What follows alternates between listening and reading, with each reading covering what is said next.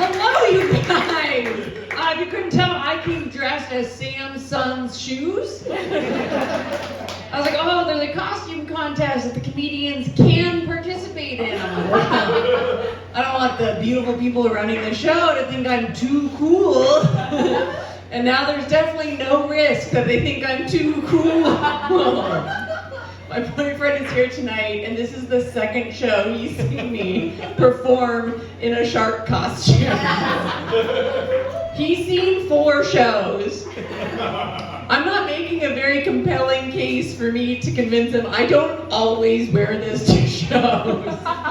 That's like when I first met him, and I walked into his apartment the first time, and on the floor there was duct tape, tarps, and glue guns, and he's like, oh, don't worry, I'm not a serial killer, I'm an artist. I'm like, time will tell. Time will tell. He hasn't convinced me yet, and neither have I. Sam, I don't think anyone's gonna care if you look like Weird Al dispensing health advice. Honestly, it's so hard to get health care at all these days. We don't care if you're a former senator. Really, help us. Give me some care. Have you anyone been to an urgent care lately?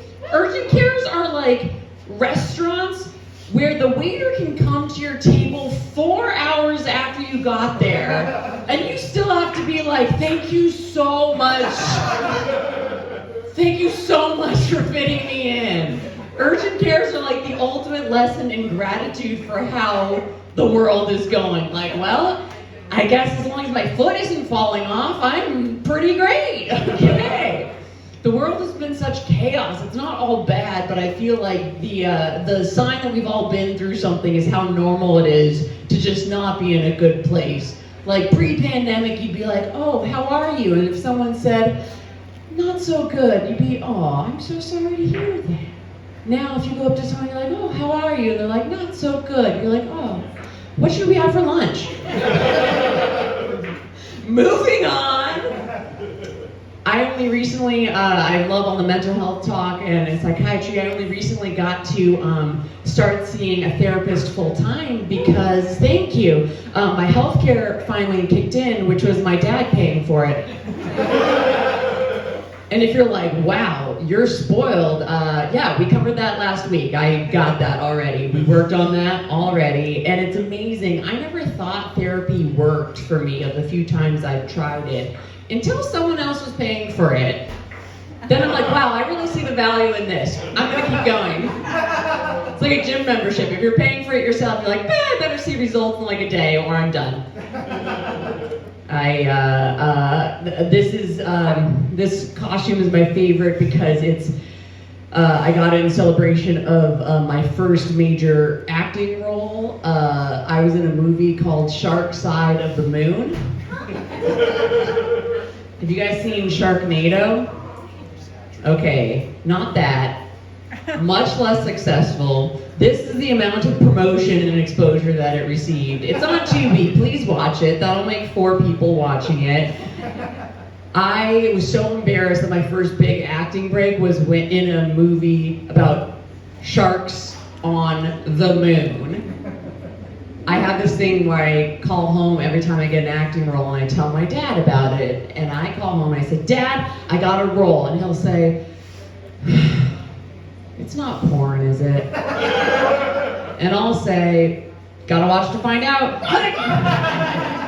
It's so fun.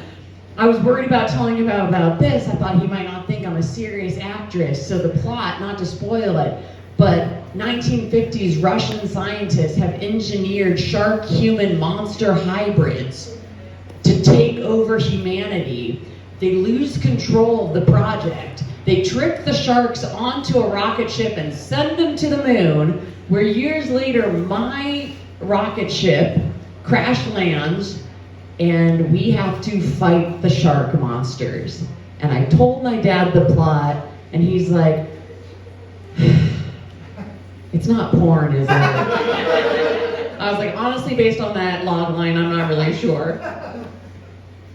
I get to like page 60 in the script the night before filming, and I get to the part where the shark-human hybrid monster who's helping my team attack everyone else, gets pregnant with a shark monster baby of her own.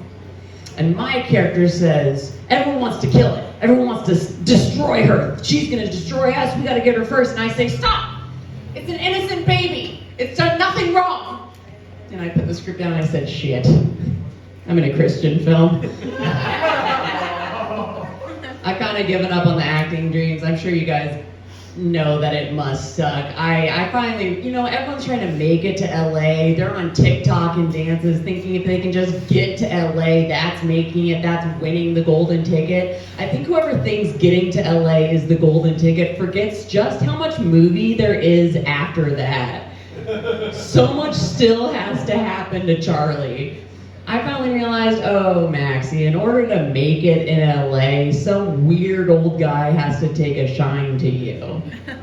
And the rest of my competition has to mysteriously disappear. That's the moral of Charlie and the Chocolate Factory. If you didn't know what the plot was, it's a failing actor. I've had a little trouble being in LA just because it makes me very insecure as a woman. I've already been insecure. I didn't realize in my 30s I would get less secure. I thought you're supposed to be more comfortable with yourself. I have nothing against 20-year-old women who are younger and hotter than me. I just hate them. They keep beating me out for roles. I keep going out for the role of 50-year-old woman, and I was coming home from a bad audition where, again, I was being cast as the hot character's mom and didn't even get it. And as I was walking home, I saw two drunk teenage girls ride by on one scooter, biff it into the pavement. And I was like, thanks, big guy. I needed that today. They just remind me how old I am. Like, I have to hire the desk girls at my gym, and they're always these hot 19-year-olds, and I'm like, okay, let me check your references. And one goes, you look like a roller derby extra from Whip It. I'm like, you're hired. That was excellent. That was really good. And if you don't know Whip It, you're too young. Get out.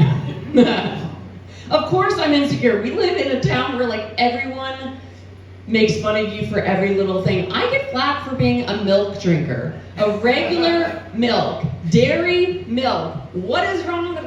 I hear so many people, you're not supposed to have milk as a grown adult, as a fully grown adult. I'm like, Sarah, you're not supposed to have Forever 21 as a fully grown adult. They're talking about it's not natural to be drinking a cow's milk. Oh, I'm sorry, would you rather I be drinking human milk in here? Go up to the barista, they're like, oh, what would you like, oat, soy, or Elizabeth? I still drink milk because I need the strong bones to fight off the haters.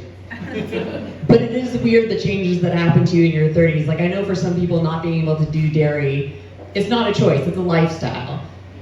And just because it's not a choice doesn't mean I'm not extremely disappointed in you. My friend Rune is like, I can only do vegan cheese. I'm like, well, that's wrong in the eyes of God, but I guess. Being able to do dairy is like partying. A lot of people after 30 can't do it. See some girl vomiting in a corner, you're like, guess she can't handle her lactose.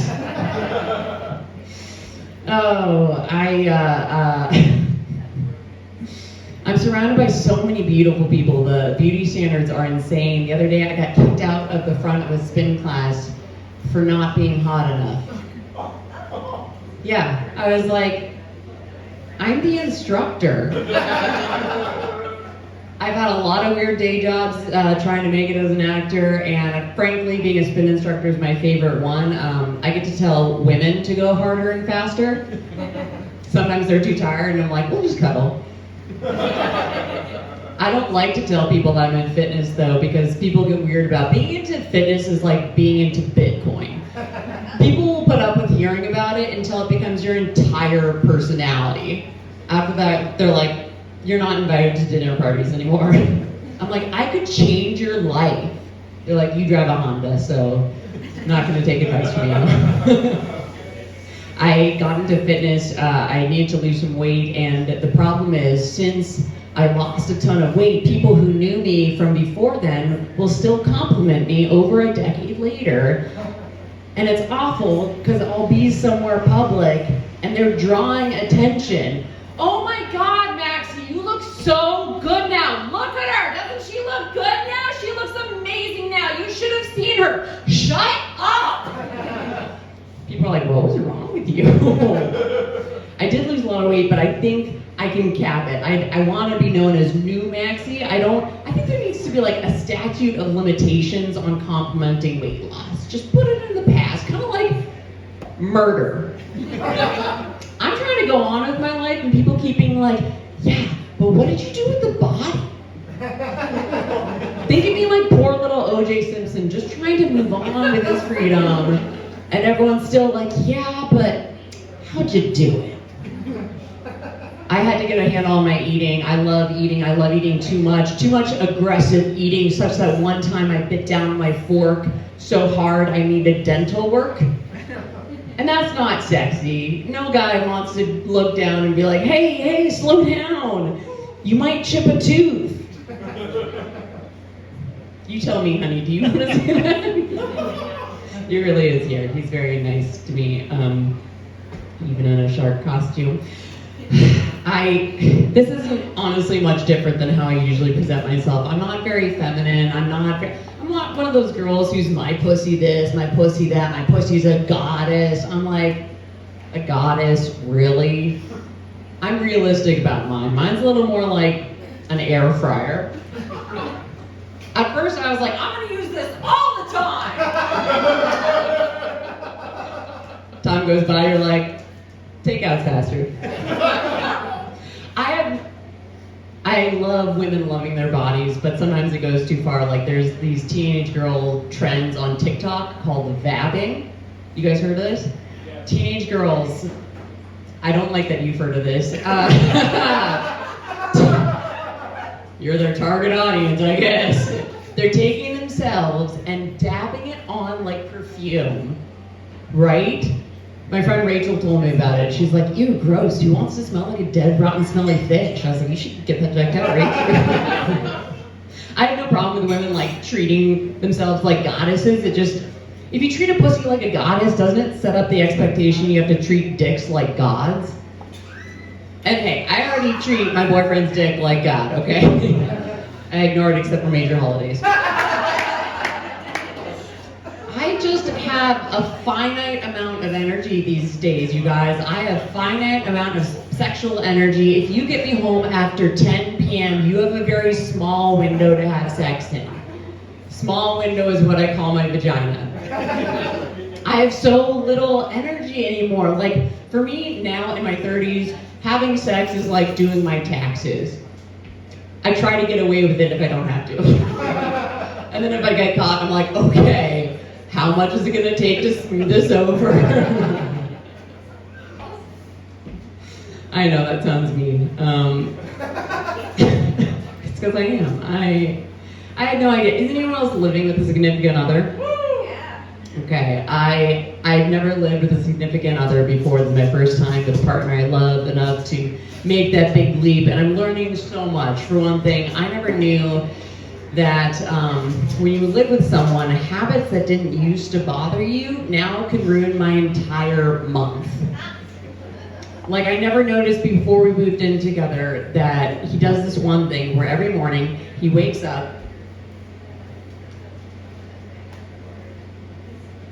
I'm not sure I can take it anymore. Sorry, honey.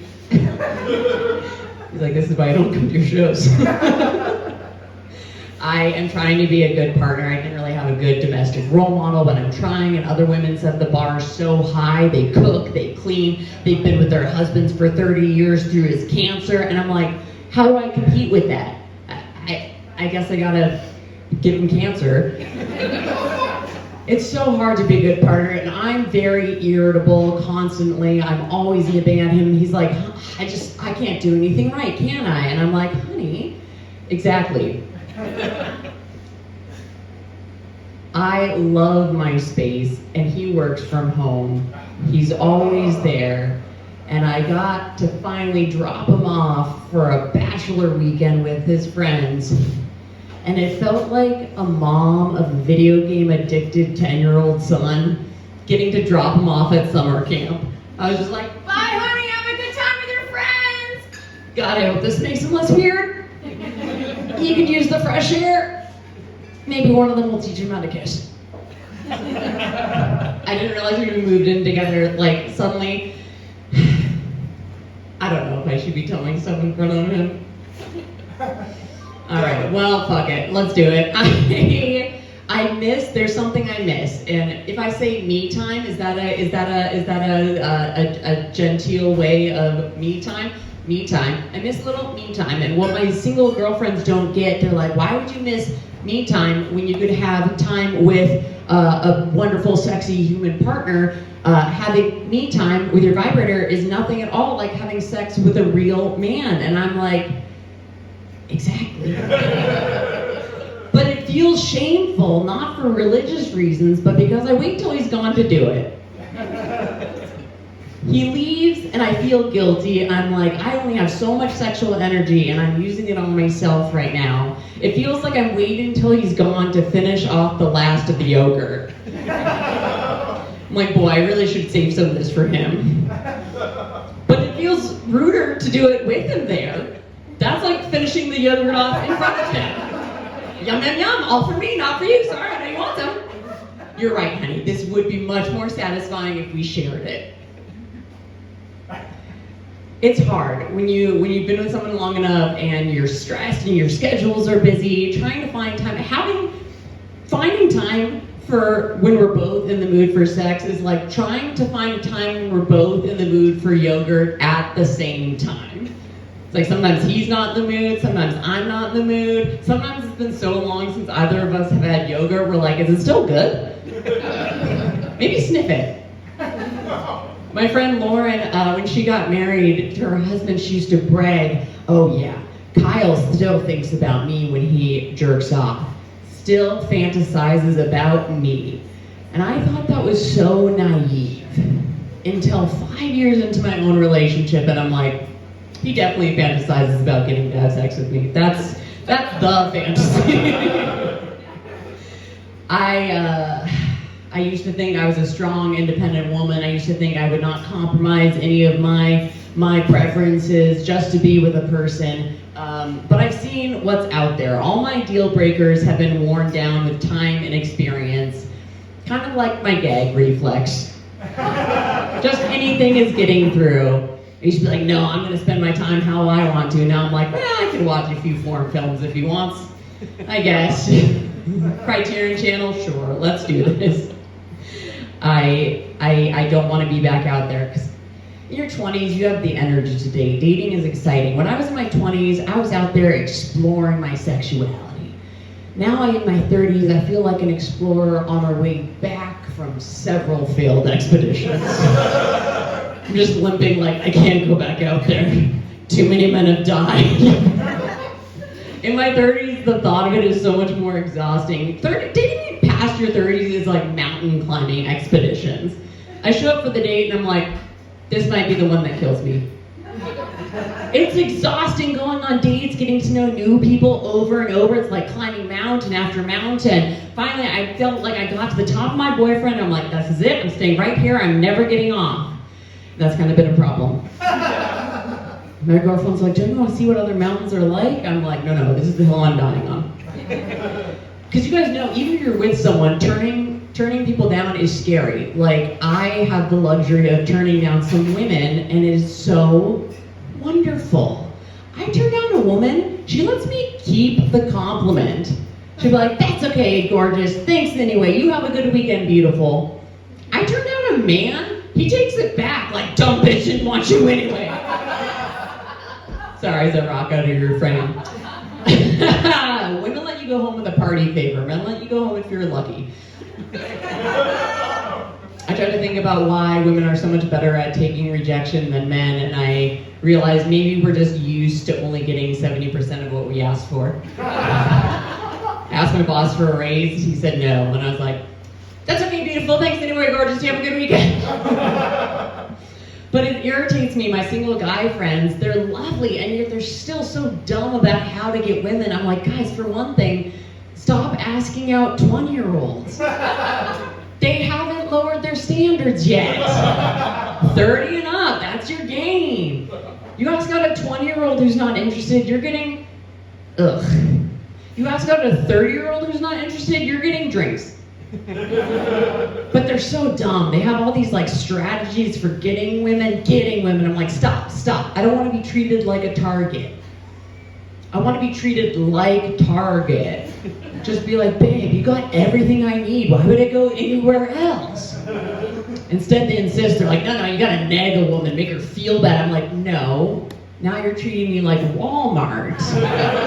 Like you're embarrassed to be seen inside of me. I think women were better at giving compliments without accepting, without needing anything in return. Guys want that transaction. Like, I had the greatest time complimenting people. It feels so good. I saw a girl walking down the sidewalk the other day, and I said, hey, excuse me, you look really pretty in that dress. And she said, ugh. And I was like, dumb bitch should want you anyway. It's bad out there. I think in my 20s, all my girlfriends would get at each other for the losers we were dating. They'd say, stop settling. But I think there's a difference in settling and having appreciation for your partner. Because like, when you think you have all the options, you're just gonna keep roaming. Dating in my 20s was like finding parking. I kept thinking I'd find something better. Now in my 30s, it's like, oh no, I'm running out of time. I should go back and see if that 15-minute max is still available. You kind of run out of options because like dating is like musical chairs. Every time you go back round after round, the chairs are disappearing. Finally, it's like, I should just settle for a lazy boy, I think. It's chair humor, you guys. It's very advanced, very cutting edge. I think there's something to be said for gratitude for your partner, and like, I don't think there's anything wrong with settling. I think it should be called appreciating, because we forget how hard settling was. Did nobody play Oregon Trail in elementary school? Settling is not easy, and it even used to be easier. If someone was like, oh, Maxie, how did you choose to be with that person for the rest of your life? Well, honestly, I thought he'd die of dysentery in a year or two, so it's a pretty easy choice. Yeah, but how did you know he was the one for you to spend the rest of your life with? Well, I thought that dysentery would get me too, honestly, or a rattlesnake.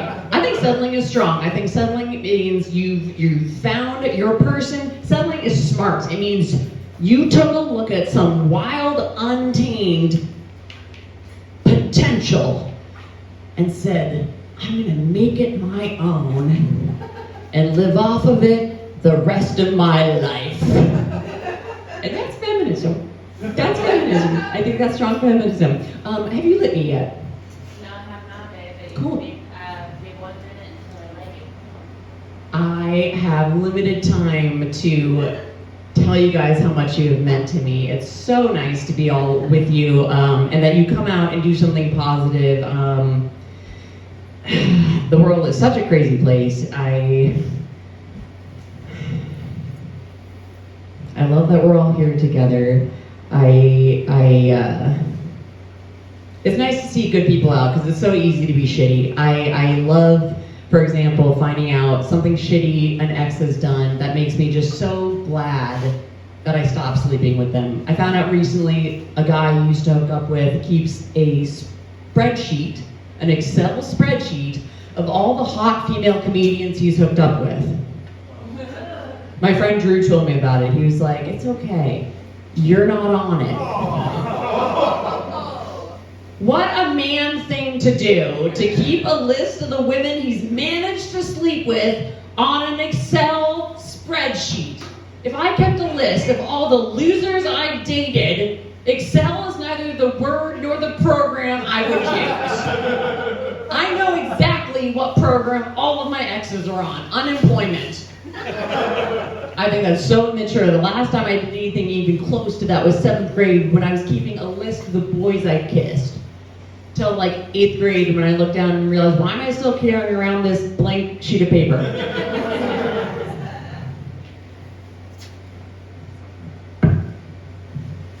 I know this is hard to swallow from someone wearing a shark costume.